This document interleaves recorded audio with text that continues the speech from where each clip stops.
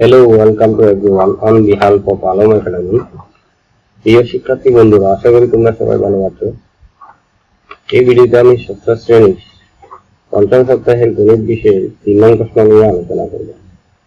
Video শুরু করার পূর্বে তোমাদের জন্য রিমাইন্ডার, প্রশ্ন নং 1 এবং প্রশ্ন নং 2 এর জন্য দুটো ভিডিও আমি ইতিমধ্যে আপলোড দিয়েছি। তোমরা এই ভিডিওর আই বাটনে ক্লিক করে এই দুটো ভিডিও তোমরা দেখে নিয়ে তোমাদের কাঙ্ক্ষিত আনসার রেডি করতে পারবা এবং এরপরে তোমরা 4 নং প্রশ্নের ভিডিওটা পেয়ে যাবে। I hope you are watching this video. That's why keep watching and get total solution.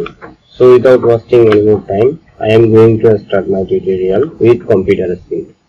Okay, let's get started. Okay, তাহলে 3 নং প্রশ্নের উদ্দীপকটা আমরা দেখে নিই।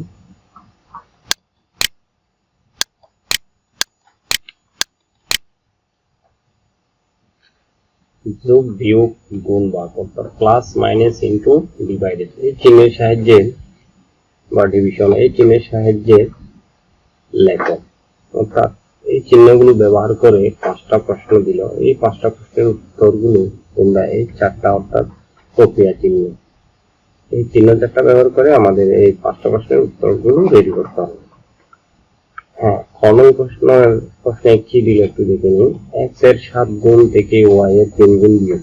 তাহলে x এর 7 গুণ x এর সাথে 7 গুণ করতে হবে, এর গুণফল থেকে y এর 3 গুণ বিয়োগ করতে হবে। আচ্ছা, যা হোক। তারপর খ নাম্বার বলছে a ও b এর গুণফল এর সাথে c এর 8 গুণ যোগ। তাহলে a ও b এর গুণফল তাহলে a গুণ b এর সাথে c এর 8 গুণ যোগ। তাহলে c এর গুণ, যা হোক, অঙ্ক করতে গেলে আমরা করতে পারবো। তারপরে গ নম্বরে বলছে a ও b এর যোগফলকে x থেকে y এর বিয়োগফল দ্বারা ভাগ। তাহলে a ও b এর যোগফল a এবং b যোগ করে x থেকে y এর বিয়োগফল দ্বারা এই যোগফলকে ভাগ দিতে হবে। গ নম্বরে বললো কি s কে 9 দ্বারা গুণ করে প্রাপ্ত গুণফলকে 7 দ্বারা গুণ।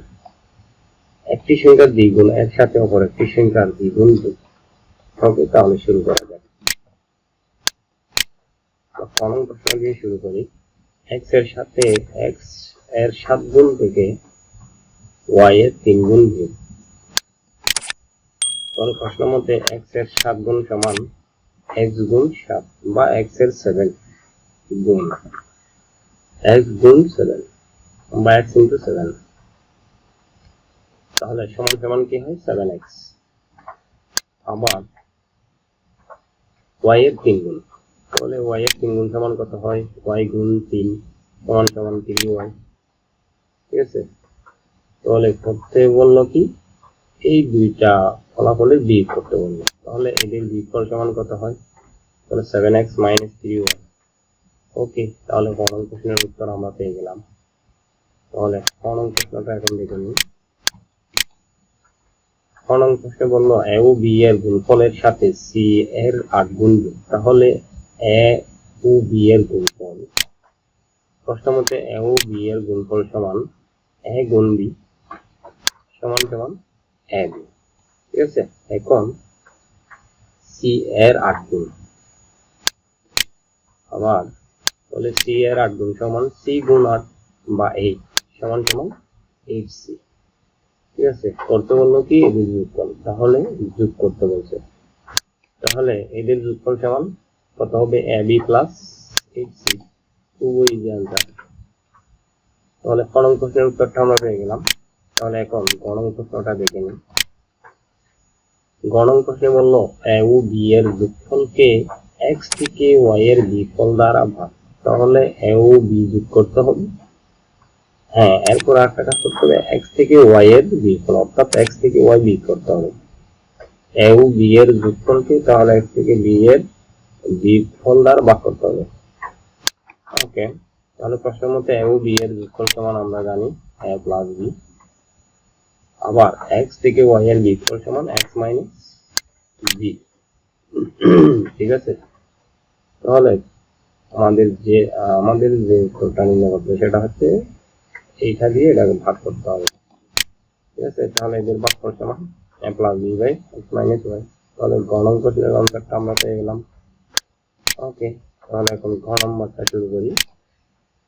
গ নম্বরে কি বললো, এক্স কে 9 দ্বারা গুণ করে প্রাপ্ত গুণফলকে 7 দ্বারা গুণ। তাহলে প্রথমে আমাদের কি করতে হবে, এক্স কে 9 দ্বারা গুণ করতে হবে।